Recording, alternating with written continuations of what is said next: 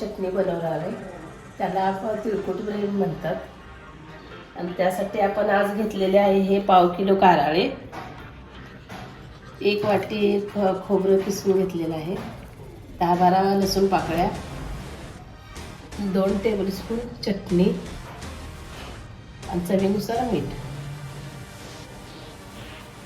आज आपण या कारळ्याची चटणी तिळकुट बनवणार आहे. याला कोल्हापूरमध्ये तिळकुट म्हणतात. तर याची आपण चटणी बनवतोय, तिळकुट बनवतोय, त्याचे आपण वेगवेगळ्या भाज्यांच्या मध्ये उपयोग करू शकतो.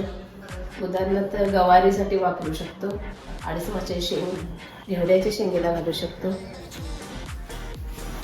अंडा मसालामध्ये वापरू शकतो, वा भरली वांग्यामध्ये आपण वापरू शकतो. आपण गरम मसाल्याऐवजी हे वापरलं तरी चालू शकतं आणि त्याची टेस्ट खूप छान बनते. चटणी बनवणार आहे, तर त्यासाठी काय काय करावं लागतं ते पाहूया.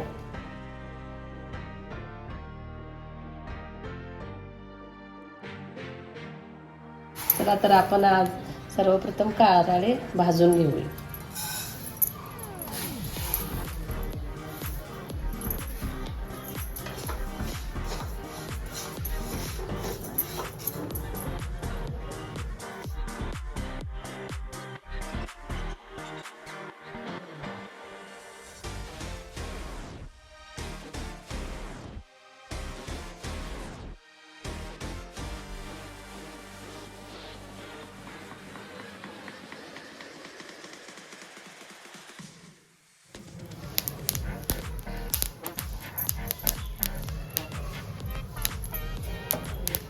असा चटचट आवाज आला पाहिजे आपण भाजते वेळी, त्यावेळी आपले कारळे चांगले भाजले गेले तसं ओळखायचं.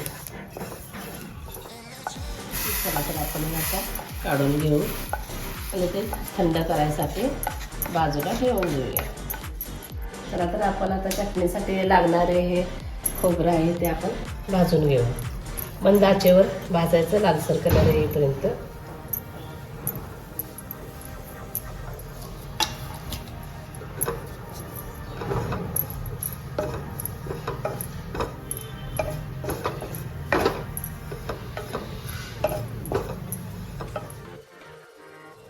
आता हे असं एवढा कलर येईपर्यंत लालसर आपण भाजून घ्यायचं.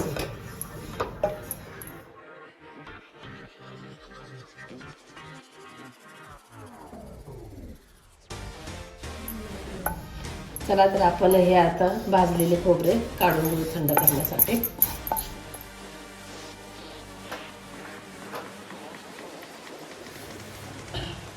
चला तर आपण आता कारळ्याचे तिळकुट करून घेऊ किंवा चटणी.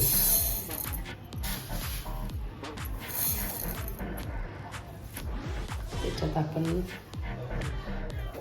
हे किसलेले खोबरं घालून घेऊया, लसणाच्या पाकळ्या घालून घेऊया आणि त्या पाकळ्या सोलायच्या नाही, बिनसोलताच वापरायच्या.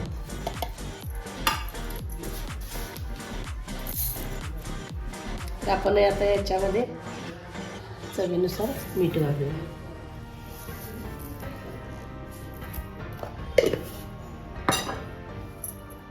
आता याच्यामध्ये कोल्हापुरी घरगुती चटणी आहे ही मी त्याच्यामध्ये घालते 1 चमचा.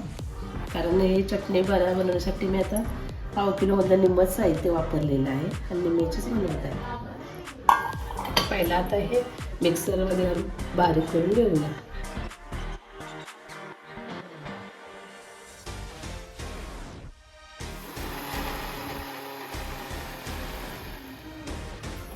आता बघू आपण हे किती बारीक झालं आहे. हे अजून आता आपल्याला अजून बारीक हवं आहे, तर आपण असं परत हलवून घेऊन परत एकदा फिरवून घेऊया. तर आपण आता आपली ही कारळ्याची तिळकुट चटणी तयार झालेली आहे. तर आता आपण ही चटणी काढून घेऊ.